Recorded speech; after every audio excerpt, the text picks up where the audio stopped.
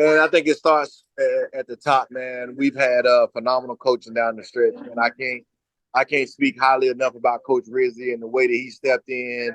Where we were on a 7-game skid, and man, we played 5 games, and it's really come down to 2 plays of us not being 5-0 at this point. And to have won 3 and to lost really two real close ones, it just speaks to the resiliency of this team. It speaks to the culture, to the environment, of how we just gonna keep showing up. And I think nobody will expect anything different as we look to finish the season strong. The season hasn't gone the way that we wanted, but you control what you can control, and that's what we can do. And there's 3 weeks left and finishing those strong. You mentioned Coach Rizzi, and it seems like the answer is yes. But is in your mind, has he done enough to keep this job and be back next season? I mean, I trust our organization and whatever decision that they ultimately make. That's going to come down to Ms. Benson. That's going to come down to Mickey Loomis and the decision that they made.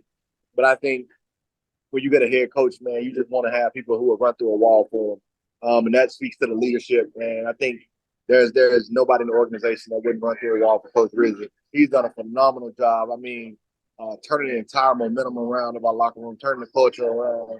I think if you ask any player in the locker room, any coach that's on the staff, how he stepped into this moment and how he's owned it, man, he's a phenomenal leader of men, and he's done a phenomenal job, and he really understands the game in a way to make sure that we're prepared.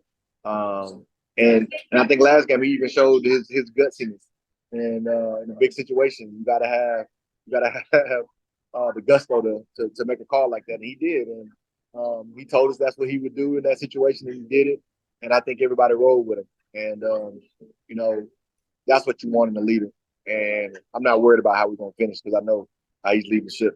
The last we spoke with you was when you were named part of the host committee for the Super Bowl, and you weren't thrilled that Lil Wayne wasn't going to be a part of it. I don't know if you saw, but Lil Wayne said he gave Kendrick his blessing.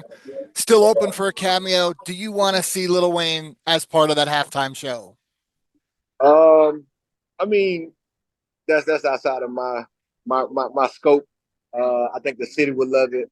He means so much to the city, but they're going to do what's best to make sure that the show is best. I think it's going to be a great show regardless. I think it's good to see Lil Wayne on NFL Network now, and so I think he's still getting that recognition and getting that love to know that it's all good in the neighborhood, and so it's going to be great. I think the Super Bowl is going to be a blast. It's going to be a great time in New Orleans. There's no better place to have a Super Bowl. So the city's going to be buzzing. It's going to be on fire. It's going to be a good show. It's going to be a good game, regardless. We spoke with Raising Cane CEO Todd Graves not long ago, and he said Little Wayne could be part of the host parade. But speaking of Raising Canes, we see you there. You're one of the most charitable people in all of the sport. Tell us what you got going on with the kids Oh today. man, it's awesome, man. Todd and Raising Cane's mean so much to this city, to New Orleans, and moving around the nation. And this part of the holiday giveaway, they've given out 2,500 bikes across the nation. And they're doing one here in New Orleans, in the heart of the city. 100 bikes being given away today to kids in the Boys and Girls Club. And a bike just means so much to a kid. Whether it's one of the kids was just telling me, I was like, "What's the first thing you're gonna do with your bike?" He was like, "I'm gonna learn how to ride a bike."